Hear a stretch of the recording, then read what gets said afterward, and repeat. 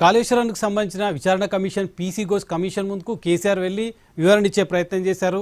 తాను చేసింది కరెక్టు, అన్ని క్యాబినెట్ అప్రూవల్స్ ఉన్నాయి, అన్ని నిబంధనల ప్రకారం చేశానని కేసీఆర్ పీసీ ఘోష్ కమిషన్ ముందు వివరణ ఇచ్చారు. కానీ నిన్న అసెంబ్లీలో పెద్ద ఎత్తున చర్చ జరిగింది. ఒక విపక్ష నేతగా, ఒక ప్రధాన ప్రతిపక్ష నేతగా అసెంబ్లీలో పాల్గొని కాంగ్రెస్ పార్టీ చేసిన ఆరోపణలు తిప్పికొట్టవలసిన కేసీఆర్ అసెంబ్లీకి రాకపోవడం, వివరణ ఇవ్వకపోవడం, దీన్ని ఎట్లా చూడాలి? వచ్చిన అవకాశాన్ని సద్వినియోగం చేసుకోలేదు కేసీఆర్ అని అనుకోవచ్చా నాగేశ్వర్ గారు? అంటే సద్వినియోగం విషయానికి వచ్చినప్పుడు హరీష్ రావు ఉన్నాడు కదా సద్వినియోగం చేసుకోవడానికి, అదే సమస్య కాదు. కేసీఆర్ వచ్చినా హరీష్ రావు ఎంత బలంగా సమర్థించుకున్నాడో కేసీఆర్ కంటెంట్ లో తేడా ఏమి ఉండేది కాదు, పర్సన్ తేడా తప్ప. అందువల్ల ఆడ బీఆర్ఎస్ కున్న అడ్వాంటేజ్ ఏంటంటే హరీష్ రావు, కేటీఆర్ లాంటి రూపంలో బలమైనటువంటి నేతలు కేసీఆర్ లేకపోయినా ఆ వాయిస్ వినిపించగలిగే సామర్థ్యం ఉన్న నేతలు బీఆర్ఎస్ ఉన్నారు అసెంబ్లీలో.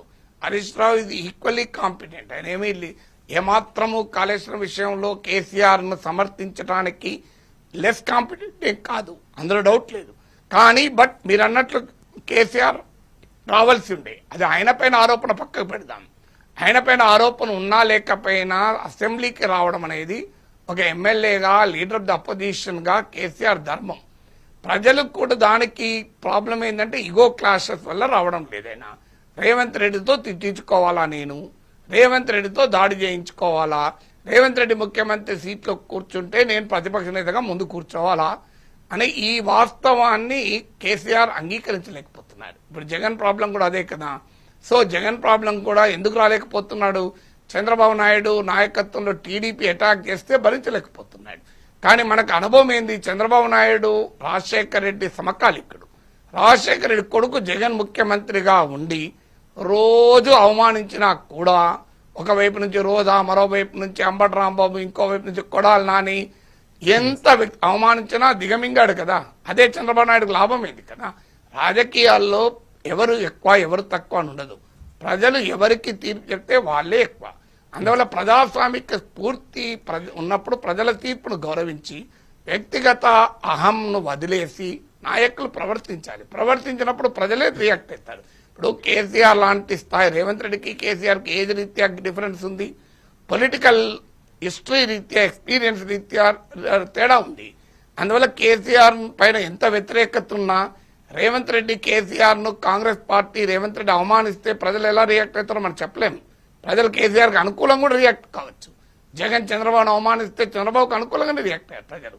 సో అందువల్ల ఖచ్చితంగా ప్రజల్లో కూడా అంతే ద్వేషం ఉండి ఏమన్నాడు రేవంత్ రెడ్డి కరెక్ట్ గా అన్నాడు అని అనుకుంటారా? ఆ పాసిబిలిటీ ఉంది. కేసీఆర్ అవమానించారు, అయ్యో పాపం కేసీఆర్ అనే పాసిబిలిటీ కూడా ఎక్కువనే ఉంది.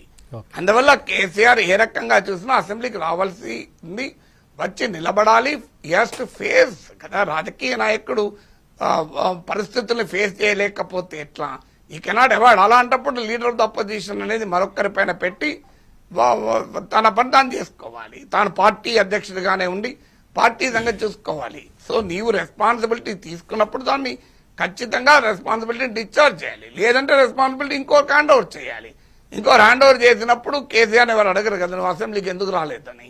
సో అందువల్ల రాహుల్ గాంధీ కూడా ఈ విమర్శ ఎదుర్కొన్నాడు. సో అధీర్ రంజన్ చౌదరిని కాంగ్రెస్ పార్టీ ఫ్లోర్ లీడర్ చేశానా? కాంగ్రెస్ పార్టీ ఫ్లోర్ లీడర్ కూడా తీసుకోకుండా ఉన్నప్పుడు సో ఎవరైనా ఇప్పుడు మీరు గమనించండి, Rahul Gandhi leader of the opposition పదవి తీసుకుని మోడీతో ఫైట్ చేసిన తర్వాత ఆయన ఇమేజ్ పెరుగుతోంది. ఇప్పుడు లేటెస్ట్ ఇండియా టుడే 3వ నేషనల్ సర్వేలో చూడండి, మోడీది 4% తగ్గితే రాహుల్ గాంధీ 5% దాకా పెరిగింది. ఎందుకు పెరిగింది? లీడర్ ఆఫ్ ద అపోజిషన్ కనుక ఎస్టాబ్లిష్ అయిపోయాడు. మమతా బెనర్జీ అందరూ పక్కకు పోయారు. ఇప్పుడు ప్రతిపక్ష నాయకుడు ఎవరు అంటే మెజారిటీ ప్రజలు రాహుల్ గాంధీ వైపే చెప్పారు. అందులో రాహుల్ బెనిఫిట్ అయ్యాడా మీకు? అంతకుముందు అధీర్ రంజన్ చౌదరి అని ఊరు పేర్లే నాయకుడు